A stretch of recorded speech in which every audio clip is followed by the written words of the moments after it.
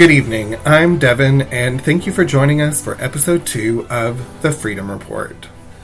And this is Jonathan, and on tonight's episode, as promised, we will begin our deep dive into Donald Trump's Agenda 47.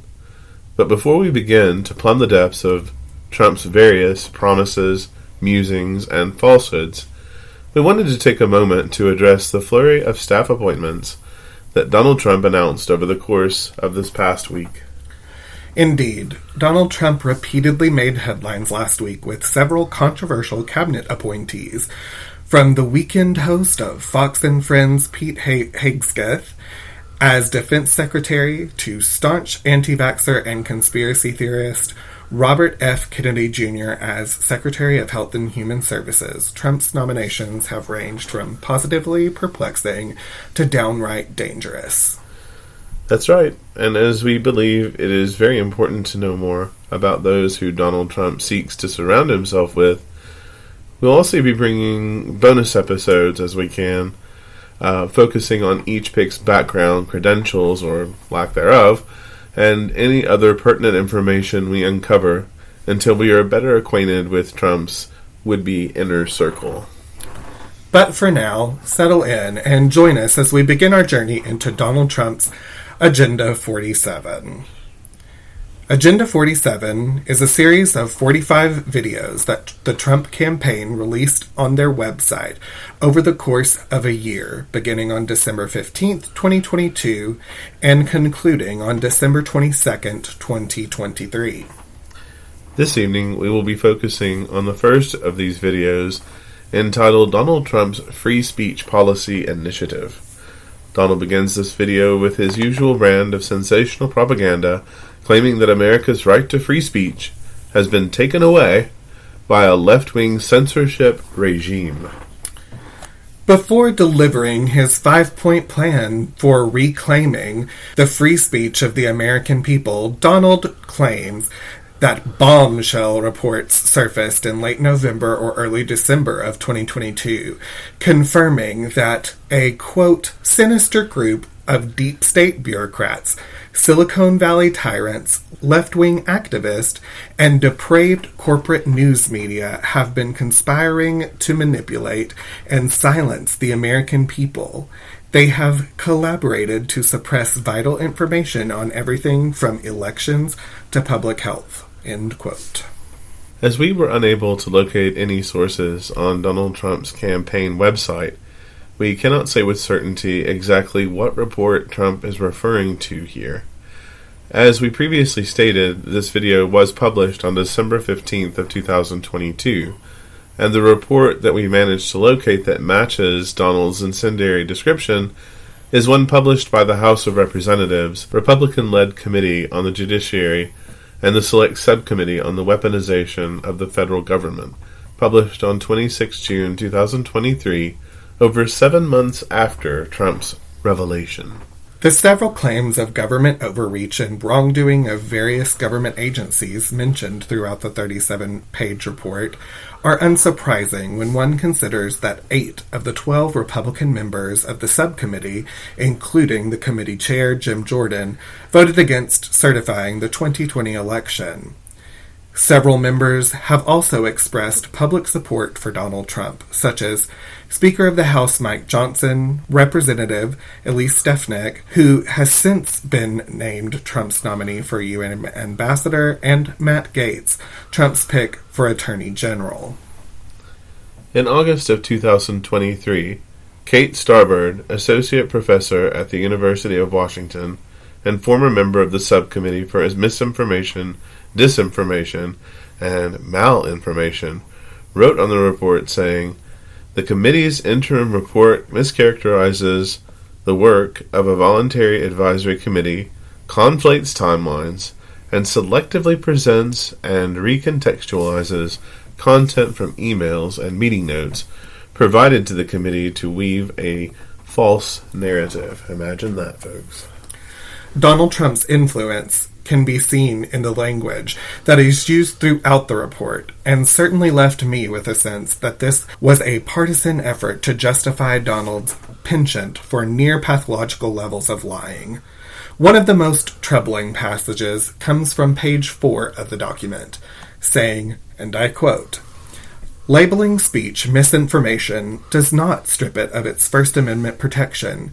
That is, so even if the speech is untrue, as some false statements are inevitable, if there is to be an open and vigorous expression of views in the public and private conversation, in refusing to carve out a First Amendment exception for false speech, the framers of our Constitution recognized the significant danger in making the government the ultimate arbiter of truth. The First Amendment also protects the right to receive information, an inherent corollary of the rights to free speech and press that are explicitly guaranteed by the Constitution, because the right to receive ideas follows ineluctably from the sender's First Amendment right to send them." Of course, when you hear this spelled out so eloquently, it reminded me, as you were talking, Devin, of a quote from President Bartlett in The West Wing when he was talking about two politicians having an argument, and one of them stands up and says to the other, "You're lying," and the other one answers, "Yes, I am, but hear me out." And that's because, of course, that's how we all talk. This says in there, it spells out that in our conversations with one another, it's inevitable that we're going to be, from time to time, just telling lies. And I disagree with that. I think that most people, when they're having conversations, are pretty honest with one another, and I don't see why we would set out to deceive one another on a regular basis, as this seems to imply. Right. I feel like, as you're saying, of course, from time to time, people are going to lie, and there are those who lie more than others, Donald Trump being a great example, and really the entire Republican Party at this juncture. But like you said, I don't think that a majority of people set out to just have false conversations with everyone they meet. I think the overarching message of this that I took away that's troubling to me is that it's almost as if they're trying to set up a structure in which the Republican Party and specifically Donald Trump don't have to be held accountable for the falsehoods that they spread. And, this report and Donald Trump's video stating that this is what his goals were came out before the 2024 election cycle and before Donald Trump and his running mate made the false claims that resulted in a community in Springfield, Ohio, having to close down a majority of their government buildings because they were receiving so many bomb threats. Yes, because, as we all now know, they're eating the pets. They're eating the dogs and the cats. They are eating the pets. Yes, I believe that's a direct quote from Donald Trump. Yeah, it's true. And when this becomes the acceptable, or these become the acceptable parameters for discourse in our country, we're in trouble. We're in big trouble. We have to. It just feels like here, based on what I'm reading from this, and what I'm hearing from Trump and his minions on this subject, is they want to be free to lie with impunity. Right. And I think, too, people already have such a distrust of mainstream media. I think Donald Trump began sowing that in 2016 when he was running against Hillary Clinton, and it took. For a lot of his supporters, they do not trust any mainstream media. It goes back even further to the Tea Party movement that started in 2010, because it was very ambiguous at the time. I remember very clearly feeling kind of good about the Tea Party movement at first, because it seemed like people were starting to rise up and demand that the government become more accountable and more transparent, and that it became more responsive to the needs of everyday Americans instead of just big corporations. And then I started seeing tricorner hats, knee breeches, and wigs, and Confederate flags, and it just got more and more bizarre from there. Oh yeah, and don't tread on me. Yeah, that flag's ruined forever. Yeah, they definitely knew how to ruin a flag. But this report, and I did do my best to read over this report, and it is very convoluted, or felt very convoluted to me. And, it does attack several government agencies, saying that they participated in censorship of the American people. The main organizations that it attacks are CISA, which is the Cybersecurity and Infrastructure Security Agency, which is part of the Department of Homeland Security. It attacks the MDM Subcommittee, which is the Misinformation, Disinformation, and Malinformation Subcommittee, which was formed of 3 experts. Dr. Starbird was was one of those experts. And then the CIS, which is the Center for Internet Security, which is a nonprofit agency that works with government agency to help protect government infrastructure on the internet, among other things. And, looking at these, you see the CISA. This is tasked with protecting the integrity of the information system, if you will, for the country. We cannot have a stable government if the information that the people are receiving is false. There's no way to truly quantify the value of the work that is done by this particular branch. When he talks about these branches shutting the American people down in their free speech. When Donald Trump says the American people, he's not talking about you and me. He's talking about his supporters. He's talking about people wearing American flags and American flag bathing suits and shrieking their adoration for him at his rallies. These are the American... And MAGA hats. And MAGA hats, of course. Let us not forget the ubiquitous red hats. And also the Russian citizens who were tasked with presenting false information, which has been proven in the 2016 election at least, and I would argue to say that there was some or more. Well, we know there was Russian interference in this election, but it turned out not to be necessary. The campaign to turn the people against the truth, basically, is what this is. It has been successful. What remains to be seen, and we'll certainly see it in the coming months, is what is the reaction of just regular people to things falling apart. And we have to support the efforts of organizations like these kind of as a patriotic activity, because these are dark days that we're facing, and there is so much at stake, and there's so many bad players out there that we do have to protect the integrity of our information systems. And if we don't, then things are just going to get worse. We have been, I think, entirely to use, for lack of a better term, too liberal with our with our what's the word I'm looking for here? Application? Our application of these rules, because Donald Trump should have been held to task long ago just for what he says on TV. Never mind what his minions put out there. The minions being the people we don't see, behind the scenes.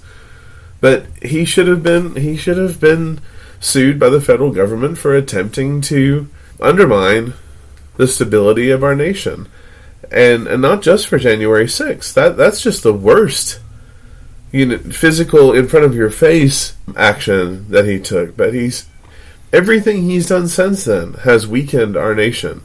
It's turned us against one another. It's red state, blue state, MAGA versus snowflakes, and all of these horrible things that we call people who have a progressive way of looking at things. Open-minded people who are compassionate. There's no room for compassion in the Republican, or as I just say now, just call them fascists. It's what they are. These controls over speech. This is something that is kind of objective one, historically, for fascist regimes of the 20th century. They wanted to get control of the media and get control of, the predecessors to social media platforms out there. And he's made it his first objective, unsurprisingly, to go after not only the media, but those government mechanisms that keep the media trustworthy. I do think, too, it's important to note that in this report, they do say that the CISA committed government overreach by sourcing an outside organization in the CIS, which is the nonprofit organization that was attempting to, that helps attempt to protect, the internet and keep information and whatnot factual. There was also another organization that was created during this time, a subsection of the CIS, which is the EIASAC, which is the Election Infrastructure Information Sharing and Analysis Center. And they were tasked with, they were basically a resource of election offices that they could reach out to help them protect against misinformation during the election cycles. And we have to be vigilant with it. We have to help out. We have to do our parts to help these organizations to be successful. When you hear a friend say something is completely wrong, you have to call their hand on it. I did it with my family and with friends as well. When they talked about FEMA refusing to assist Republican counties, and somehow the Democrats have the ability to control the weather and target Republican counties and Republican areas of states with hurricanes and tornadoes and whatnot. I mean, you can't get more ridiculous than this. Not really. It's like saying we have magical powers that we use for evil. Right. And, why in the world anyone believes any of that, I'll never understand. But the thing, as I was saying, they're attempting to discredit this and say that this was government overreach because it wasn't clearly defined in the CIS's operation standards to protect election security or election infrastructure security. They were tasked with protecting information technology and telecommunication security, so transit, aviation, maritime, ground and surface communications, as well as emergency services and postal and shipping. But in 2017, before Trump took office, because of the rhetoric in the 2016 campaign, Obama's DHS Secretary Johnson broadened the definition of their powers and included election infrastructure as a critical infrastructure subsector. So this whole show about this being government overreach, I personally don't see it. But again, I don't run around saying that people are eating dogs and cats. Right. And it's a specific type of people in a specific place are doing this. It's disturbing that during the campaign, he targeted specific communities around the country and specific groups within those communities, like the Venezuelans in Aurora, Colorado, which we have since learned Aurora, Colorado is definitely a place where a lot of immigrants go. I believe it's over 100 languages are spoken in their community, so it's not just Venezuelans, but many others who live there. But we see this also with dictatorial or fascist regimes. You start picking off the most vulnerable. And pretty much in every situation, the most vulnerable in your society are your immigrants, your migrants, or whatever term you want to use, because their rights are the most uncertain of any group in your country. So it starts there. But these organizations that were created to keep, if you will, to keep the internet honest, they're there to prevent this style of speech. Right. It's not free speech. Donald wants to call it free speech, but it's not. Inciting people against others is expressly forbidden in relation to our First Amendment rights. We can't do that. Right. It's like yelling, fire in a crowded theater. I think that's a common adage that gets brought up a lot when this conversation is had. But just the fact that we're trying to redefine that false information can genuinely be presented with no consequence is just beyond me. And there's just no words. But as we said, Donald Trump does have a 5-point plan to reclaim America's free speech, the first of which is his promise, quote unquote, within an hour or hours of his inauguration, he will sign an executive order banning federal departments or agencies from, quote unquote, colluding with any organization to limit, categorize, or impede the lawful speech of American citizens. And this is one thing that we see commonly with Donald Trump, and you also see in other authoritarian regimes as they're rising up, is persistent noise. You create a cacophony of just racket. It's to the point where no one wants to hear any of it anymore, and the people just shut down. And we're kind of there. Yeah, I think we saw that after the election. You were the one who told me that a lot of the news organizations, the legitimate news organizations like MSNBC and CBS and ABC, had seen a huge decline in their viewership after the election, and I think people are just burnt out with it. They're tired of it, and they're sick of it, and this is exactly what Donald Trump wants. Yeah, because he doesn't want them to be paying attention to what he's doing. Right. And pay no attention to the man behind the curtain. Right. An engaged public is a sign of a healthy democracy. And for years, the people have been becoming less and less engaged. And this has kind of taken it over the top. People are just sick of it. They're tired of the arguments with friends. You have to look from the perspective, and this is hard for me, but kind of step in the shoes of your average Trump voter. Maybe they watch Fox. Maybe they watch America One. Maybe they watch Newsmax. Just a few minutes, just enough to kind of get fed whatever it is they're supposed to believe today. And they don't look at it that way. But, they're not saying, okay, go ahead and feed me my daily portion. That's not what I'm saying. But they are, in effect, that's what they're doing. They just listen to just enough from people who agree with them, who will tell them what they want to hear, instead of just the truth.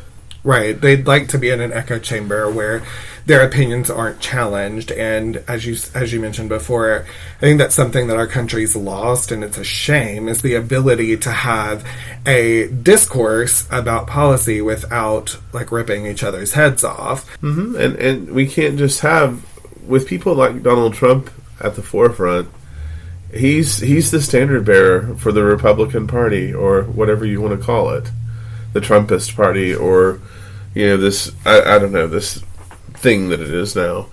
But he's the standard bearer, so anyone who's part of that, they're kind of looking to him as a role model, either directly or indirectly, and he influences the way they engage with their neighbors who are either uncertain of what they believe or on the opposite side. And Donald doesn't like being opposed. No.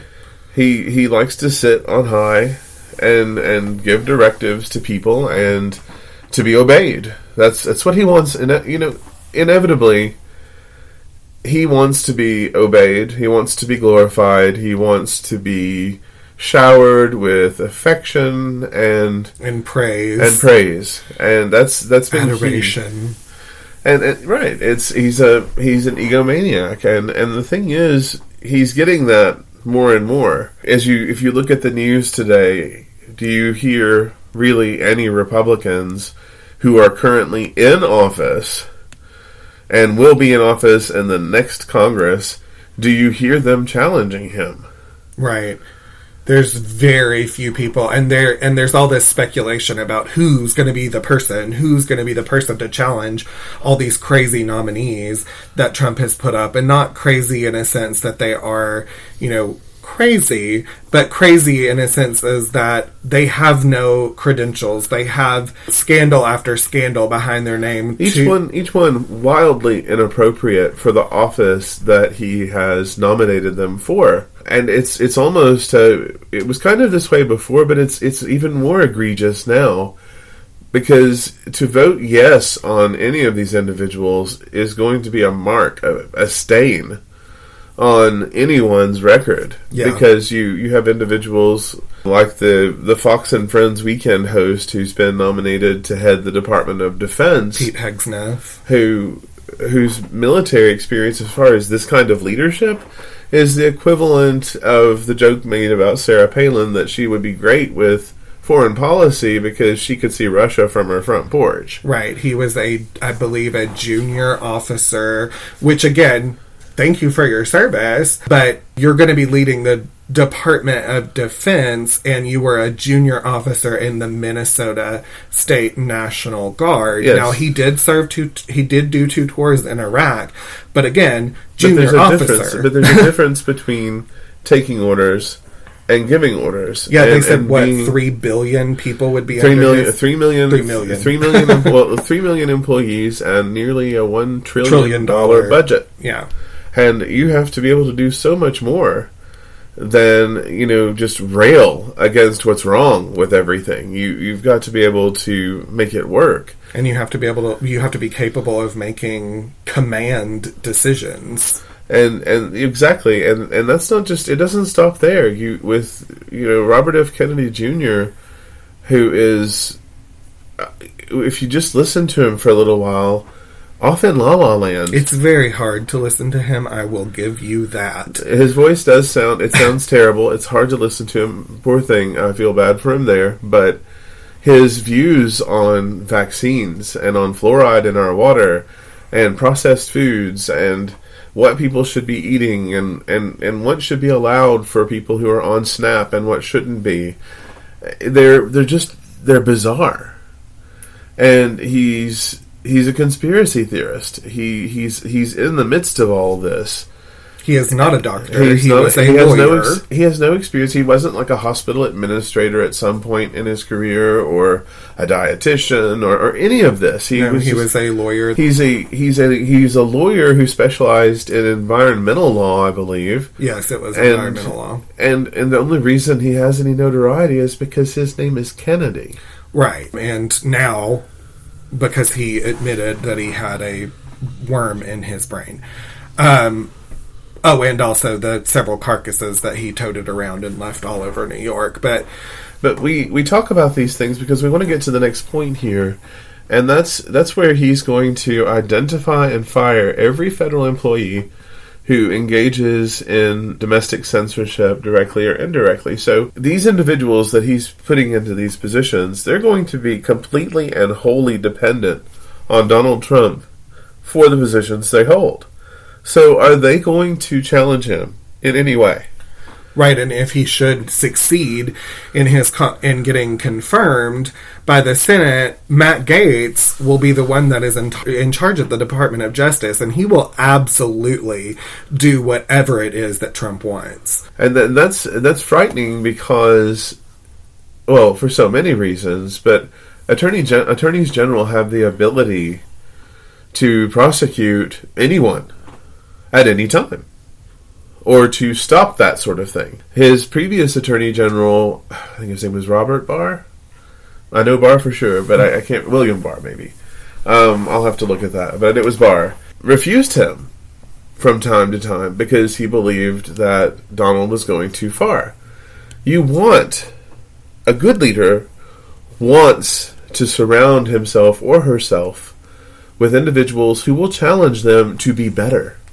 Right. who call their hand and say, look, you're going too far. This isn't what you promised.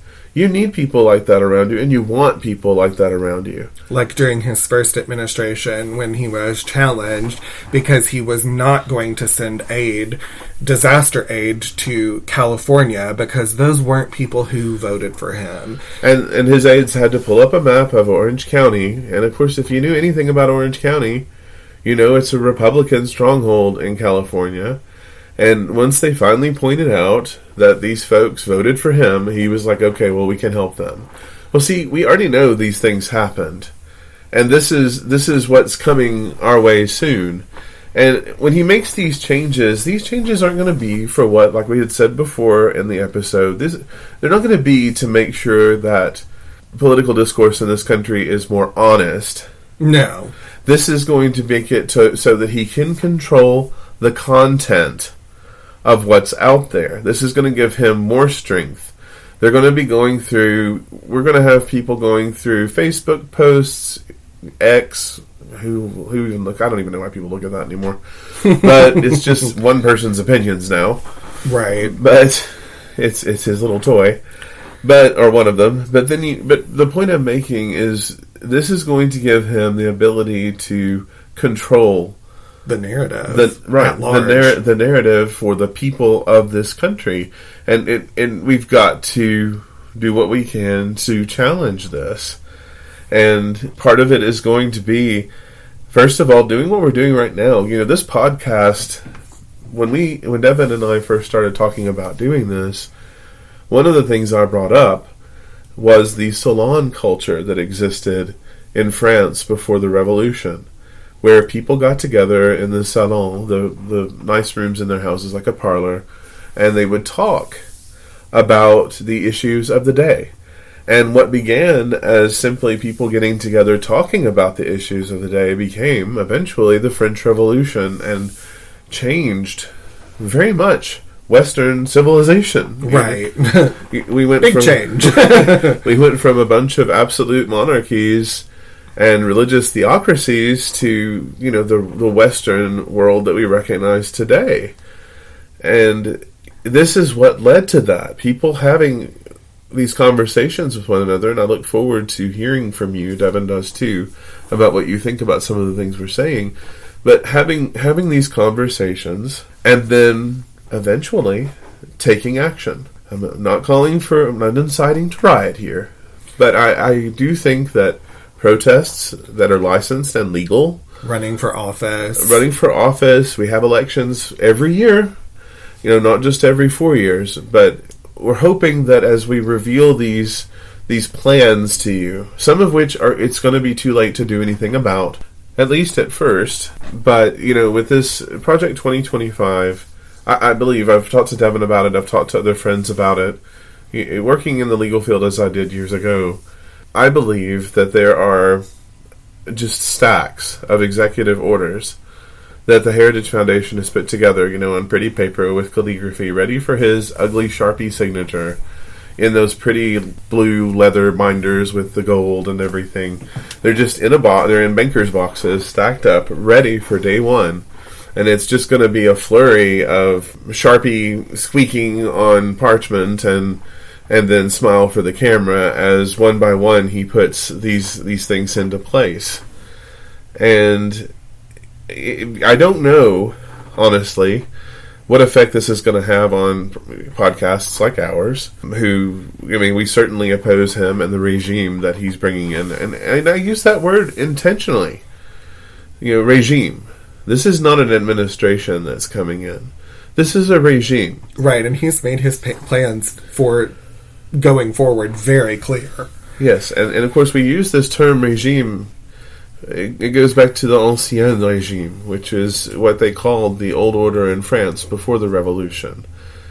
And this, we're going back with Trump to something that honestly, for American society, and I would say more broadly for the English-speaking people, something that hasn't been common to our society since the reign of Henry VIII. Right. And I do think something that points to, your assertion that there's just stacks and stacks of these executive orders that have been crafted for him that are ready for him to sign is how many of these videos we've just skimmed through them, and obviously we're just now talking about the first one, and in the first one, as with so many of them, he says on the first day or within hours of being inaugurated, I will do this, this, and this. And I think that points to what you're saying. They learned from the first administration when he accomplished very little, and the people that seek to use him learned, and they are prepared this time. They know what they are doing. Exactly. You have to move quickly and move faster than the speed of litigation. That's all we have left as the opposition are the few remaining judges out there who will be willing to challenge him. Appointed by Presidents Clinton, W, and Obama, and that's Biden. If he doesn't come up with a way to unseat them. Right, and we're facing the fact that no matter what these judges do, at the end of the day, the crown jewel of our judiciary system, the Supreme Court, is his already. Yeah. It's completely... We've seen that. It is completely and totally his, to the point where the Chief Justice of our Supreme Court gave him immunity, gave him almost absolute power. As Justice Sotomayor said, you have made him a king above the law. And he went on further to say that with these official acts that he cannot be, which, by the way, he defines what's official, these official acts cannot be used against him as evidence in order to try him, which means we can't impeach him either. And if you can't impeach him, you can't try him. And the only way to remove a sitting president who has gone past his constitutional authority. Right, his constitutional authority is the impeachment, and that's all, like Jonathan said, that is all but guaranteed to not happen because of the Supreme Court's ruling, his Supreme Court's ruling. Obviously, there are 3 justices that do oppose, but... And any chance that the people's branch, the legislative branch, would step up and say, hang on, this is not about party. There's no chance of that. These people have proven time and again that they are willing to do anything, say anything, to get into his good graces. And I believe some of them even said that they were willing or wanted to be a rubber stamp for whatever it was that he wanted. I mean, you have Senator Lindsey Graham and Senator Ted Cruz and Senator Marco Rubio. These 3 have all said he's unfit, unworthy, that he's a liar. So did his vice president. His vice president, J.D. Vance, in 2016 called him America's Hitler. And now look at all of these folks. All of them are Marco Rubio being the Secretary of State. Going to be Secretary of State. This is a position that at one point in our nation's history was just a hop, skip, and a jump from the presidency. Well, and it still is. And still is. But you don't have anyone like Liz Cheney out there, or Adam Kinzinger, or some of these folks now who used to have a mind of their own. It's like Invasion of the Body Snatchers, because I don't see how you can go from being viscerally opposed to someone to just being in love with them. Right. I mean, I could see maybe moderating your view and saying, well, they're not Hitler, but he's still kind of garbage. But I can't see going, well, he's not Hitler, he's Jesus, actually. Right. How do you do that? Whiplash, for sure. The moral gymnastics there, I mean, did it hurt when you landed after that jump? I mean, wow. But all of this, just to take it back again and get us back to what we're talking about here specifically, is all of this that we've been talking about is going to be silenced. Right. We're not going to hear, if there is a moment where one of these senators jumps up and says, this is wrong, we're not going to hear about it. It's not even going to be there. If he gets the kind of power over our digital discourse in this country, if he gets this kind of power, we will be silenced. We won't even know that anyone agrees with us, except for these podcasts until they're taken down. Right. And then it's going to be just your neighbor and eventually people become too frightened to talk about it at all. And I've already ran into situations like this with friends who work in various capacities for the government. For example, two teacher friends of ours who are scared to give their political opinions publicly because in one of them's case, he's been told he would be fired unless it's praise for Donald Trump. Yeah, and in the other case, they were told that it was strongly discouraged to display, I think, any political views or political views with liberal leanings or something of that nature. I forget exactly what they were told, but it was very similar. But all of this is to say... the censorship that we're talking about here is not censoring the people's First Amendment rights to free speech. Cutting that out. Like he's saying, he wants the opposition to him silenced. Right. Which brings in the second of one of his five points, which is that he will order the DOJ to investigate all parties that are involved in the quote-unquote new online censorship regime. And I would venture to say that he will extend this to the news media as well, because the other points get into mis and disinformation and malinformation, and I think that the news media is very quick to call out his untruths or his lies. They're very quick to call out however they classify them. They're very quick to call them out, at least on the liberal news media. And I think they'll be attacked. And Devin and I aren't afraid to use the word lie. No, he is a liar. He tells lies. That's what a liar is. It is a person who tells lies. Right. And I'm tired of misinformation, disinformation, malinformation. Let's just call it lies. On our show, when we talk to you and it's our words and we're not quoting, it will be lies. Right. So, we won't be telling lies. No, it will not be us telling the lies, but what we will be saying is we will use the word lies to describe this misinformation, disinformation, these are called lies. Right. And technically malinformation is truth out of context, but still... It's truth out of context which falls under the category of the sin of omission, really. Right. It is where you don't give adequate substance of an argument or article or whatever you're describing in order to construe the meaning or purpose behind the information. But he also, in his third point, he goes into how he will have Congress draw up a bill for him to pass that will revise Section 230. Section 230 is a part of the Communication Decency Act of 1996. And what this does is protects online platforms. It gives them immunity for people being able to sue them for what someone else says on their forum. So if someone says something libelous or just straight up untrue, they can't be sued for it. Like the comments section below a news story that you read on CBS News. Right. So if I were to post on there something that's completely untrue, CBS News is not going to be held liable for what I posted in the comment section. Right.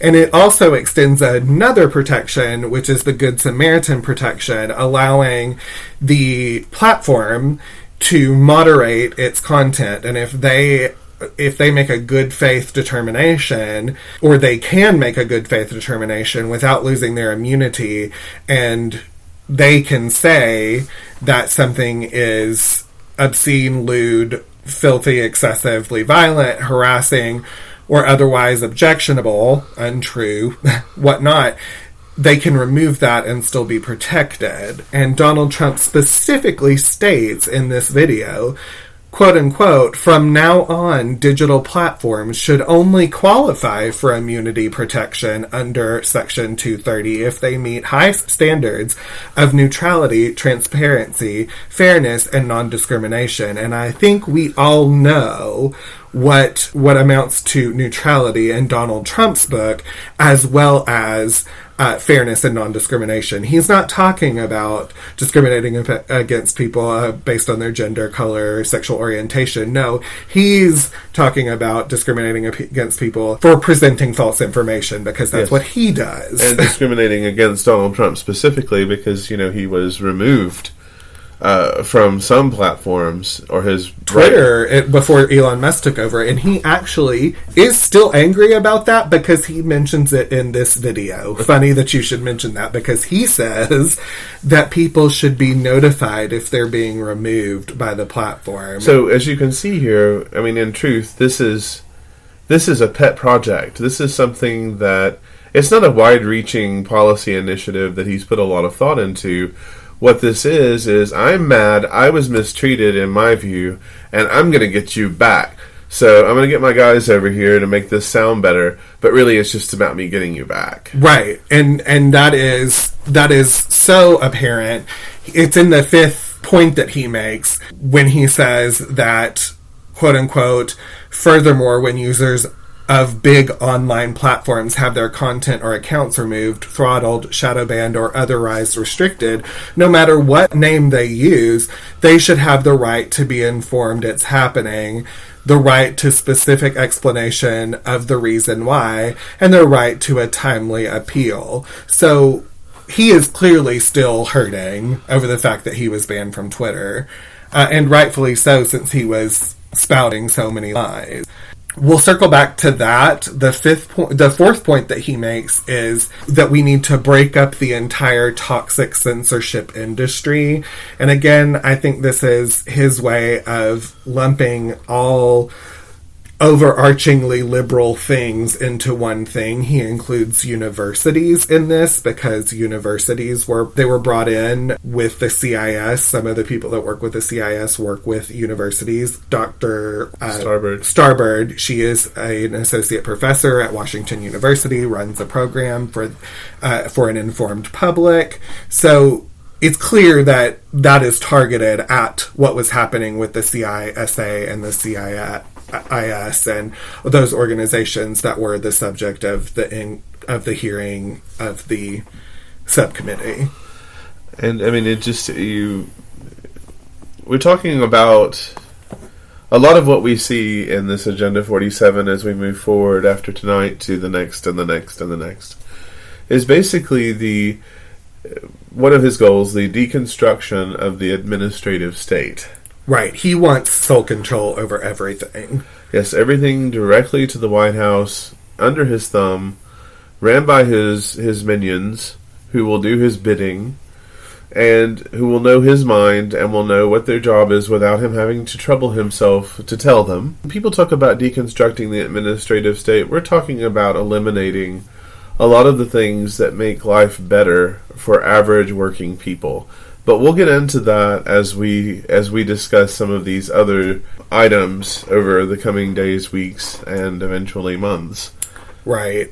And the last thing, we already touched briefly on the fifth point that Donald Trump makes with the "I'm still mad that my Twitter got banned" section of the video.